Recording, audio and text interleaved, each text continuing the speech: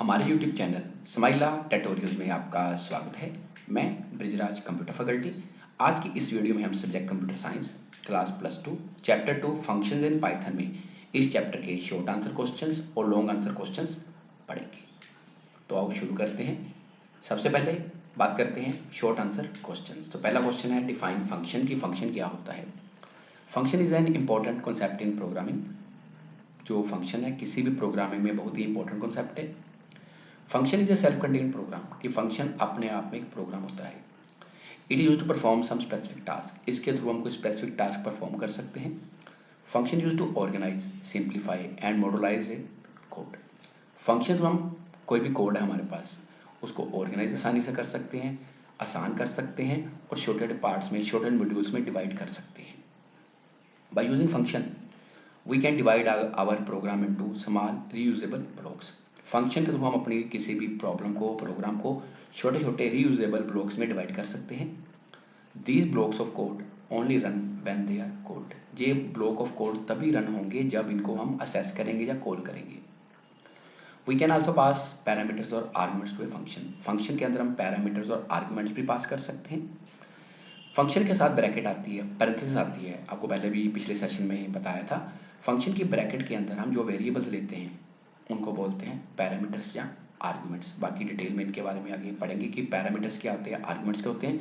तो simple words में बात कर सकते हैं कि फंक्शन का काम क्या है, किसी बड़ी समस्या को, किसी बड़े प्रोग्राम को छोटे छोटे पार्ट्स में डिवाइड करना ताकि उस प्रॉब्लम को आसानी से सॉल्व किया जा सके और अंडरस्टैंड किया जा सके।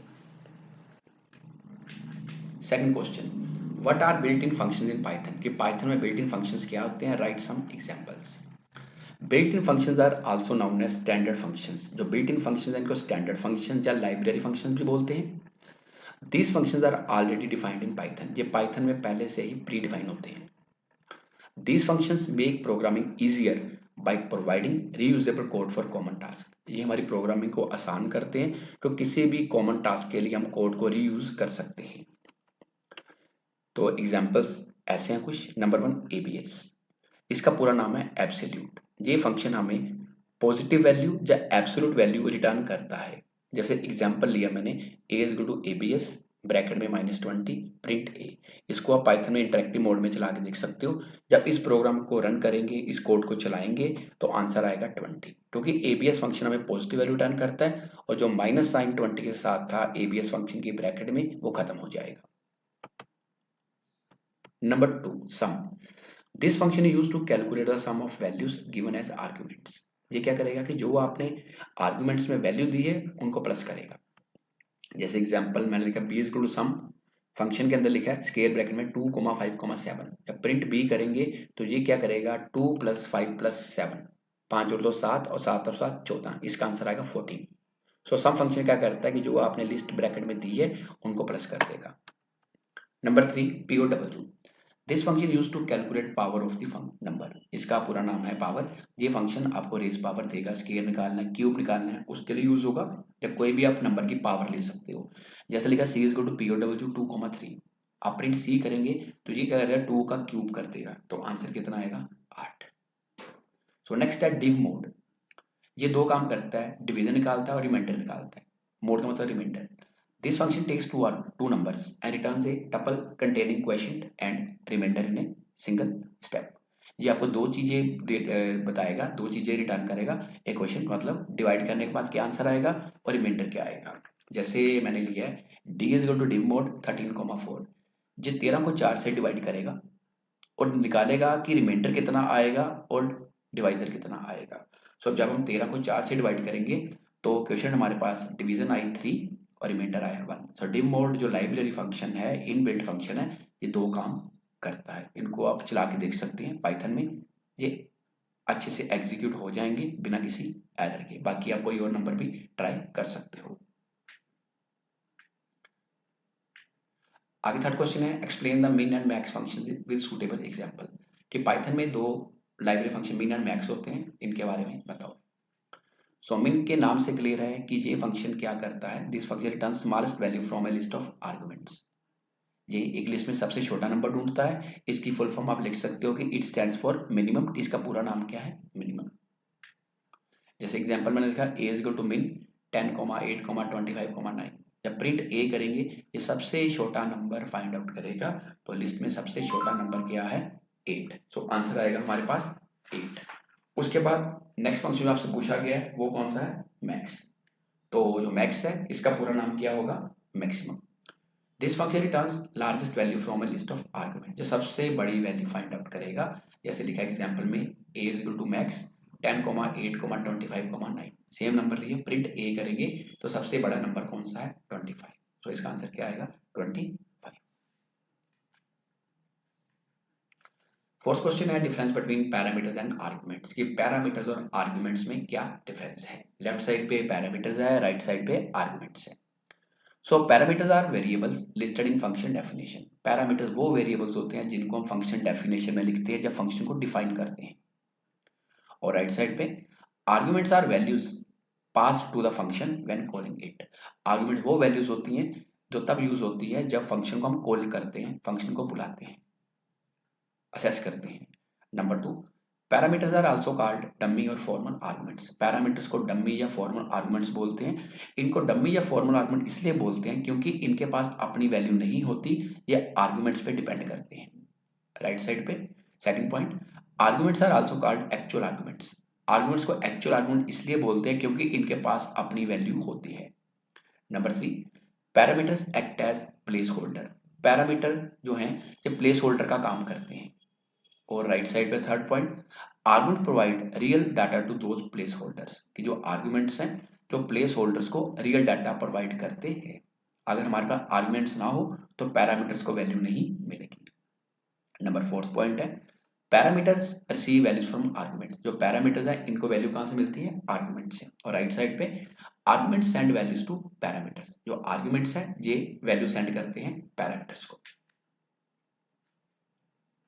Fifth question, what are modules in Python, कि पाइथन में मॉड्यूल्स क्या होते हैं। A module is a file containing definition of function, classes, variables, constants और एनी अदर पाइथन ऑब्जेक्ट।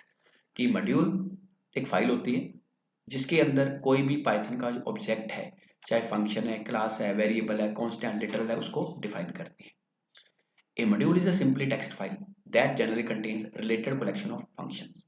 एक मॉड्यूल के अंदर हम अलग अलग तरह के जो फंक्शन है उनको डिफाइन कर सकते हैं। एक टेक्स्ट फाइल होती है। A module is a .py file. इसका मतलब है कि मॉड्यूल को हम .py एक्सटेंशन से सेव करते हैं।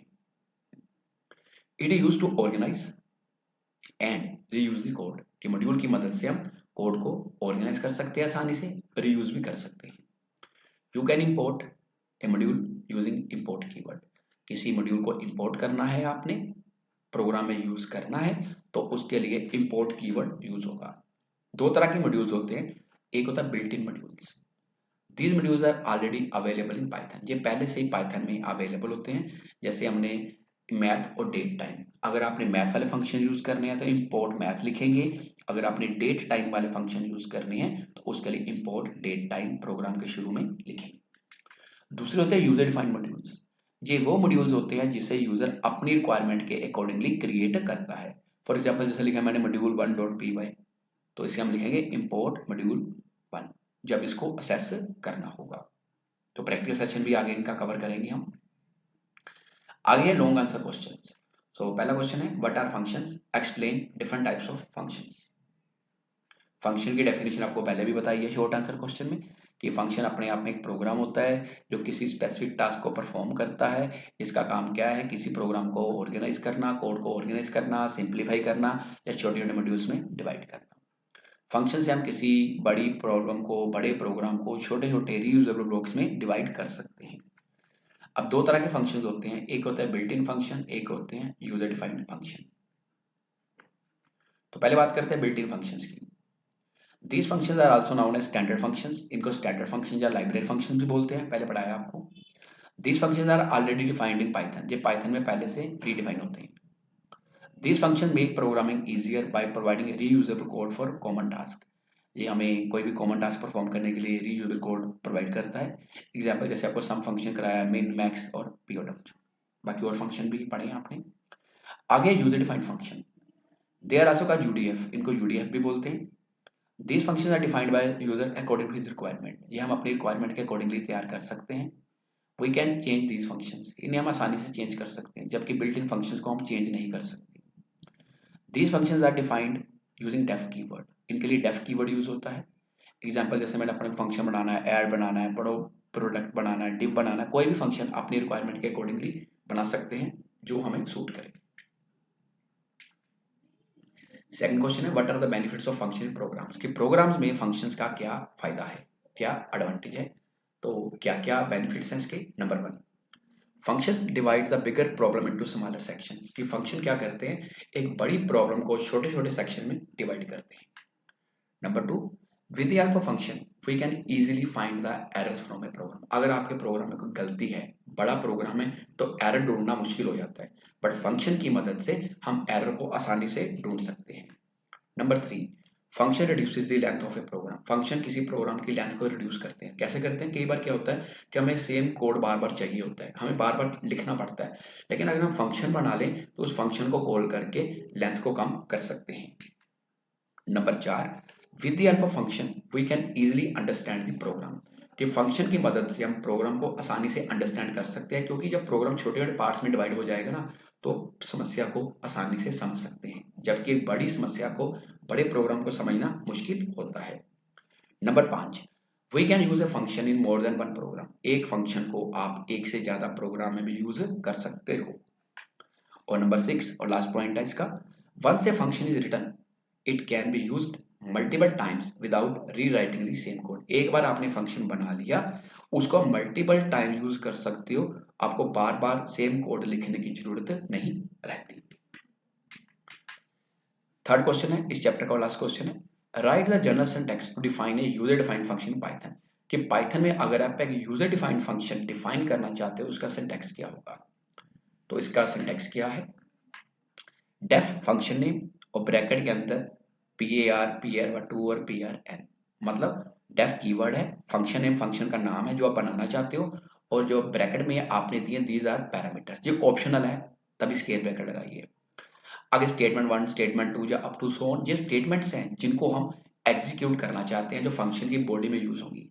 और लास्ट में रिटर्न और एक्सप्रेशन, रिटर्न भी ऑप्शनल है, क्योंकि अगर आपका फंक्शन को वैल्यू रिटर्न कर रहा है तो रिटर्न कीवर्ड आएगा। तो आगे इस सिंटैक्स को मैं एक्सप्लेन करके बताता हूँ 1 बाय 1, क्योंकि 6 मार्क्स का क्वेश्चन है, इसकी लेंथ भी हमें चाहिए।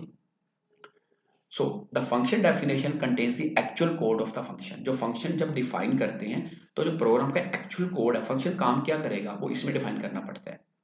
सो it starts with the keyword def, ये डेफ कीवर्ड से स्टार्ट होता है, followed by the function name, कि नेम फंक्शन का नेम क्या है, then option list of parameters, within parentheses आपने देखा होगा वहां पे PAR1 PAR2 लिखा है, वो पैरामीटर्स की लिस्ट है। और it ends with the colon, इसके लास्ट में कोलन आएगा।